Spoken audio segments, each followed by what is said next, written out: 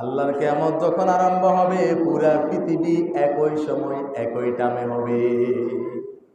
আজকের অবস্থাটা দেখেন না, আজকে যে ভূমিকম্পের দৃশ্য হয়তো গ্রাম অঞ্চলে আপনি মালুম হচ্ছেন না। ঢাকা শহরে এমন এমন হয়েছে, বিল্ডিং ধসে পড়ে মানুষ মৃত্যু পর্যন্ত হয়েছে। অনেক ভবনগুলো ধসে পড়েছে, অনেকগুলো ভেঙে একটার উপর একটা পড়েছে। এক এক মার্কেটে দেখলাম মানুষ সব রাস্তায় ভিড় করলো। কেউ কেউ বলছিল যে জীবনের সর্বোচ্চ ভূমিকম্প আজকে দেখলাম, আর দেখি নাই। এটা তো মাত্র শুরু, এটা তো একটা অংশ। কিয়ামত যত কাছে আসবে ভূমিকম্পের পরিমাণ তত বেশি বাড়বে। এটি আল্লাহ একটা গজব। এটা কি বড় বড় বিল্ডিং আছে তারা অনুমান করতে পেরেছে, যারা সমুদ্রে ছিল কুলে ছিল তারা অনুমান করতে পেরেছে।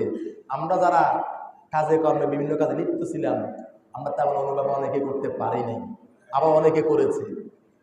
এটি একটি আল্লাহ তাআলার একটা নিদর্শন, আল্লাহর কুদরত। এই ভূমিকম্পকে কেউ জোর করে ইচ্ছা করে শক্তি দিয়ে ঠেকাতে পারবে আল্লাহর পক্ষ থেকে। এটাও একটা শাস্তি। আল্লাহ কিছু কিছু শাস্তির সময় মানুষকে বুঝ দেয়, নমুনা স্বরূপ দেয়।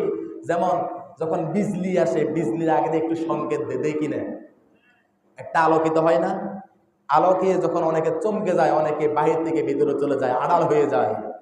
কেন? যে একটু চমক আসছে, চমকের পরে বিকট একটি শব্দ আসবে। এই বিকট আওয়াজ এটা তো সাধারণ একটি অনুমানের জন্য। কিয়ামত যেদিন হবে এমন আওয়াজ হবে, আওয়াজের সাথে সাথে আকাশ ভেঙে পড়বে, জমিন খান খান হয়ে যাবে, পাহাড় পর্বত কোনো কিছু থাকবে না, সবগুলো ভেঙে চুরমাচুর হয়ে যাবে। সুবহানাল্লাহ। সম্মানিত হাজির, তাহলে আল্লাহকে আছে না নাই?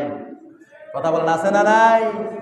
আজকে তো অনেকেই প্রস্তুত নিল জুমাবার মসজিদে যাবে, কিন্তু পারলো না।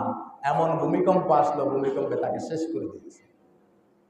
অনেকে আহত হয়েছে, অনেকে জীবনটাই শেষ হয়ে গেল। তাহলে আল্লাহকে ভয় করুন, আল্লাহর হুকুম মানতে শিখুন, আল্লাহকে ভয় করতে শিখুন, আল্লাহর ওয়ার্ডার মানুন। নয়তো পাপীদের জন্য যখন আযাব আসবে, নেককার যারা থাকবেন তারাও ভোগ করতে হবে। বলেন তো, ভূমিকম্প যখন আসছে নামাজি বেনামাজি কাউকে বাদ দিছে? সবাই তো আতঙ্ক হয়েছে কি না? এটি তো আল্লাহ তাআলার একটা কুদরত যে শুধু নামাজিরা বাঁচে যাবে, পাপীরা শাস্তি পাবে। বিষয়টা ওই না। আপনার সামনে অন্যায়কারী অন্যায় করবে, আপনি বাধা দিচ্ছেন না। অন্যায় যখন গভীরতা বাড়বে, এই অন্যায়ের আযাব যখন আসবে তখন আপনিও রেহাই পাবেন